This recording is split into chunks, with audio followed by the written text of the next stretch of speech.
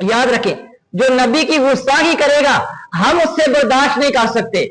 हाँ, ये कुरान के लिए, ये सोने नबी की हदीस के लिए, खुदा की कसम है, सहाबा और अहले बैत के दिफा के लिए हमने अपनी जान को इस हथेली पे रखा हुआ है। अला रसूलिल करीम, अम्मा बाद, औज़ु बिल्लाहि मिनश शैतानिर रजीम, बिस्मिल्लाहिर रहमानिर रहीम। या अय्युहल्लज़ीना आमनुत्तकुल्लाहा व क़ूलू क़ौलन सदीदा। अल्लाह सुब्हानहु व तआला कुरान के पारा नंबर 22 के अंदर फरमाते हैं, क्या ईमान वालों, अल्लाह से डरो, वक़ूलू क़ौलन सदीदा, और बात सीधी करो। यानी जो कुरान और हदीस के मुताबिक बात है वो बात करने जो हक है। इसीलिए आका अलैहिस्सलातु वस्सलाम ने सहाबी रसूल रज़ी अल्लाह तआला अन्हु को कहा था, सैयद अब्दुल्लाह बिन मसूद रज़ी अल्लाह तआला अन्हु को कहा था मेरे नबी ने कि वक़ुलिल हक़ वलो कान मुर्रा, ऐ सहाबी बात हमेशा हक वाली करना। क्यों? कि वो बात कड़वी होती है और हक हमेशा कड़वा लगता है। इसलिए जब हम हक बयान करते हैं तो आपको भी बड़ा कड़वा लगता है।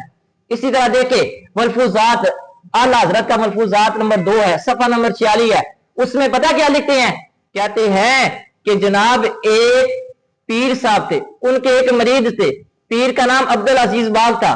उनके मरीद उनके पास आए तो मरीद की 2 बीवियां थी। तो पीर साहब ने कहा, रात तुम्हारी एक बीवी सो रही थी, यानी एक बीवी लेटी थी और एक के साथ आप बिस्तरी कर रहे थे। कहते पीर साहब आपको इस बात का कैसे पता है?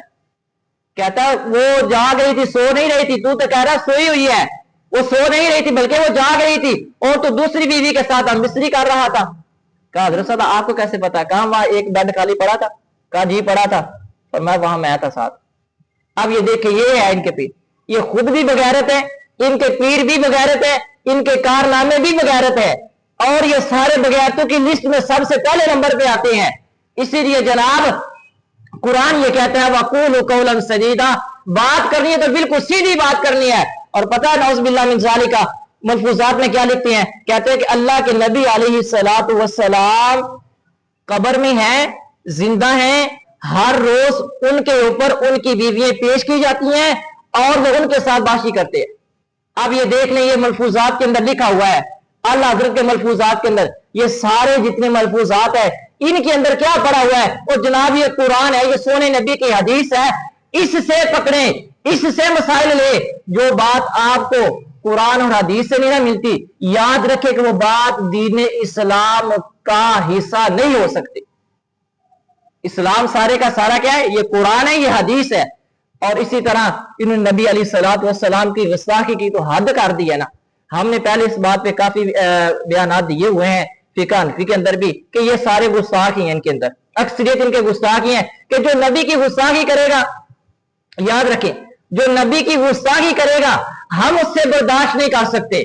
हाँ, ये कुरान के लिए, ये सोने नबी की हदीस के लिए, खुदा की कसम है, सहाबा और अहले बैत के दिफा के लिए हमने अपनी जान को इस हथेली पे रखा हुआ है। इस जान की कोई परवाह नहीं, इसलिए ये कुरान और हदीस के दिफा के लिए है। और हमारे बड़ों ने भी ये कहा कि बेटा जब कुरान और हदीस की बात है फिर अपनी जान की परवाह नहीं करनी, तो इंशाअल्लाह हम हक बयान करते रहेंगे।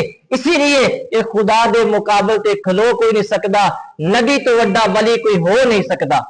अल्लाह के नबी अलैहिस्सलातु वस्सलाम है, आपसे बड़ा इस कायनात में कोई भी नहीं। इसीलिए शायर ने कहा था कि मज़ातिद दुहूर व मा आतैना बिमिस्लिही व लक़द अता फ़अजज़ना अन नुज़रा बिही, कि सदियां गुजर गई, मोहम्मद करीम अलैहिस्सलातु वस्सलाम जैसा नहीं आया और क़यामत की सुबह तक भी अल्लाह के नबी अलैहिस्सलातु वस्सलाम जैसा इस कायनात में नहीं आएगा। और ये जो कहते हैं कि अहले हदीसों ने कहा कि जनाब अल्लाह के नबी अलैहिस्सलातु वस्सलाम तो हमारे बड़े भाई जैसे, मैं अहले हदीसों ये जिन्होंने कहा है, बहरहाल ये इस्माइल शहीद की तरफ ये मंसूब करते हैं, उन्होंने इस तरह बात नहीं कही। अल्लाह माफ फरमाए, अल्लाह के नबी अलैहिस्सलातु वस्सलाम, मैंने शायर में कह दिया, शेर के अंदर कह दिया कि अल्लाह के नबी अलैहिस्सलातु वस्सलाम जनाब उनकी मिस्र तो पूरी कायनात में कोई नहीं। वो हसन बिन साबित ने कहा रज़ी अल्लाह ताला कहा था कि वह अहसन मिन कलम तरकतु ऐनी वह अजमल मिन कलम तालिदिन निसा, या रसूलुल्लाह सल्लल्लाहु अलैहि वसल्लम मेरी आंखों ने आपसे ज्यादा किसी हसीन को देखा नहीं और आप जैसा किसी माँ ने जना नहीं, और आप इस तरह पैदा किए गए हैं कि जिस तरह आपके रब ने आपको चाहा। तो जनाब ये देखिए पाक पैगंबर अलैहिस्सलातु वस्सलाम के अहकामात को पकड़े, قرآن کو پکڑے اور حدیث کے ساتھ یاری لگائے، انشاءاللہ اسی میں کامیابی ہے۔ اللہ سے دعا ہے کہ اللہ ہمارا رشتہ قرآن اور حدیث کے ساتھ مضبوط کرے۔